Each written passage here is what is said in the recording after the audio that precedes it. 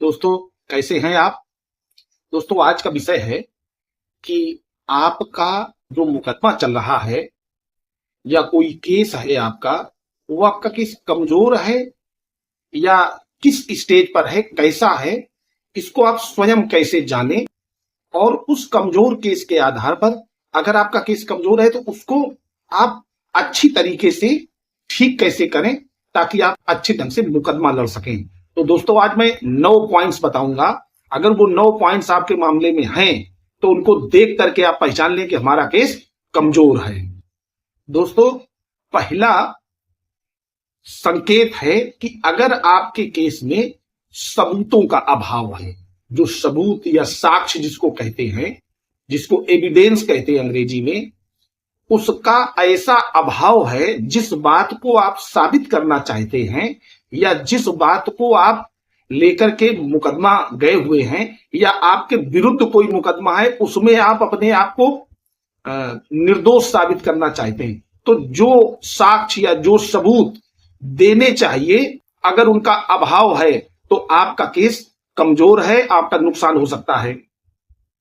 दोस्तों, दूसरा पॉइंट है विरोधाभासी साक्ष्य। अगर कोई ऐसे एविडेंस हैं जो अपने आप में ही विरोधाभासी हैं, जैसे आप जो मामला लेकर के गए हैं या जो आपके अगेंस्ट है, खिलाफ है, उसमें आप अपना बचाव कर रहे हैं लेकिन साक्ष्य ऐसा प्रस्तुत कर रहे हैं जो किसी दूसरे साक्ष्य का विरोध करता हो, विरोधाभासी हो, तो आपका केस कमजोर है, उस साक्ष्य को बदलने की आवश्यकता है। दोस्तों, तीसरा है अप्रासंगिक साक्ष्य, माने ऐसी कोई बात जो अस्वीकार्य है, जो स्वीकार नहीं हो सकती। जैसे कोई एविडेंस आप ऐसा देते हैं जो बात स्वीकार नहीं की जा सकती, जैसे आप किसी संविदा के बारे में बताते हैं, वो संविदा एग्जैक्टली हुई नहीं, उसका कोई एविडेंस ही नहीं है, या ऐसी कोई बात बताते हैं जिसका कोई प्रमाण नहीं है, तो ऐसे साक्ष्य को अस्वीकार कर दिया जाएगा, तो आपका वो पॉइंट वीक हो जाएगा, कमजोर हो जाएगा, उस जगह से केस कमजोर हो जाएगा। दोस्तों, इसके अलावा अगर आपके पूरे केस में, पूरे मुकदमे में कोई ऐसा गवाह है जो अविश्वसनीय है,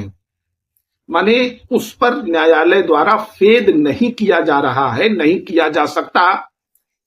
वो झूठ बोलने का आदी रहा है, उसका इतिहास है कि उसने झूठ बोला है, कहीं ऐसा वो आ गया है मामला, तो ऐसे गवाहों के आधार पर आपका केस कमजोर हो जाएगा। उस पॉइंट को आपको सही करना है। दोस्तों, अगला पॉइंट है अगर कोई ऐसा साक्ष्य आप दे रहे हैं जो बहिष्कृत है, माने ऐसे साक्ष्य का न्यायालय में बहिष्कार कर दिया जाता है, ऐसे साक्ष्य को एविडेंस पर नहीं लिया जाता, उसको पढ़ा नहीं जाता, तो अगर ऐसा कोई साक्ष्य देकर के आप चाहते हैं कि हम मुकदमा जीत जाएंगे तो आपका केस कमजोर है, आपको सुधार की जरूरत है।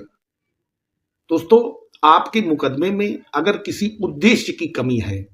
माने जिस पर्पज से आप मुकदमा लाए हैं उस पर्पज में कमी रह गई है, उद्देश्य की कमी है, या आपका जो डिफेंस है,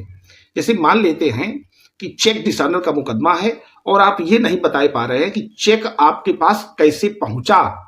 या विरोधी पक्षकार के हाथ में चेक कैसे पहुंचा, या हत्या का मुकदमा है, आप ये नहीं बता पा रहे हैं कि आप उस जगह पर नहीं थे तो कहां थे।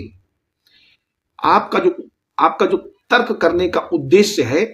उसमें कमी है, तो आपका केस कमजोर है, इस पर आपको विशेष ध्यान देना है। दोस्तों, सबसे महत्वपूर्ण जो टॉपिक है, सबसे महत्वपूर्ण जो बात है, वो आपके केस कमजोर होने के संकेत में सबसे प्रमुख ये है कि एक ऐसे डिफेंस की कमी, एक ऐसे बचाव की कमी, अगर आप प्रोसिक्यूशन की ओर से हैं, माने अभियोजन की ओर से हैं, तो एक ऐसा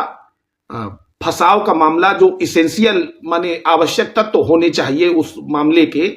वो सारे नहीं आ रहे हैं, उनमें कहीं से कोई त्रुटि हो रही है, और अगर आप बचाव में हैं तो आपने जो अपना डिफेंस का रास्ता अपनाया है वो प्रभावी नहीं है। जैसे आप कहते हैं कि उस समय मैं वहां मौजूद नहीं था जिस समय की घटना है, और आपके पास दूसरी जगह उपस्थित होने का कोई मजबूत प्रमाण नहीं है, तो आप ऐसा डिफेंस मत लीजिए। इसी तरीके से अगर आप ऐसा कोई बचाव ले रहे हैं जो बचाव मजबूत नहीं है, आपके पक्ष को कमजोर कर रहा है, जिस पर पूर्ण रूप से संदेह उत्पन्न हो रहा है तो आपके केस में कमी है। आपको मजबूत बचाव लेकर के शुरुआत से ही चलना है। दोस्तों, एक और बहुत महत्वपूर्ण पॉइंट है, 8वां पॉइंट है, आपराधिक शिकायत में अगर कोई त्रुटि है या कमी है, जैसे मान लेते हैं आप कोई एक परिवाद लेकर के गए, या आप कोई दावा लेकर के गए, या आप कोई ऐसा मामला लड़ रहे हैं जिसमें कोई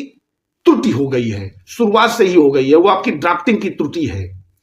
तो आपका केस कमजोर है। और अगर उसी जगह आप डिफेंस ले रहे हैं या प्रतिवादी के तौर पर हैं, ये जो भी मैं बता रहा हूं ये दोनों मामलों के लिए है, सिविल और क्रिमिनल। तो अगर आप अपनी कोई तकनीकी त्रुटि है उसको, आप अपनी ड्राफ्टिंग की जो त्रुटि है उसको उसी मामले में आप सुधार सकते हैं या सुधार लेना चाहिए। और अगर कोई त्रुटि है तो इसका मतलब है कि आपका केस कमजोर है। दोस्तों, अगर आपका केस कमजोर है तो ऐसी स्थिति में आप प्रयास करें कि आपकी जो अपोजिट पार्टी है उससे कोई कंप्रोमाइज हो सके तो कंप्रोमाइज कर ले, क्योंकि कंप्रोमाइज करने से कोई व्यक्ति हारता नहीं है, दोनों लोगों की जीत होती है। या आप सौदा अविवाद करके उस मुकदमे को निपटाने का प्रयास करें। इसके अलावा भी मैं 2 बातें और बताऊंगा। दोस्तों, अगर ये कमियां,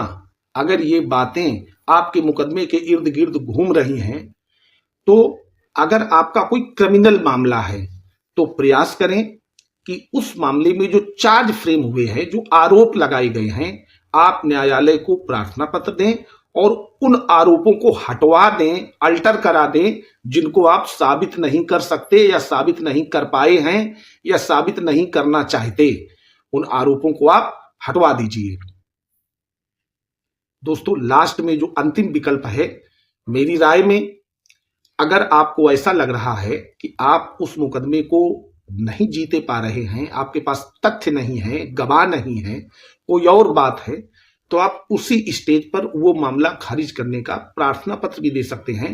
ताकि आपके विरुद्ध विद्वेषपूर्ण अभियोजन चलाए जाने का कोई मुकदमा ना आ सके, आप परेशान ना हो। दोस्तों, मैं प्रयास करता हूं आप लोगों के सामने जो भी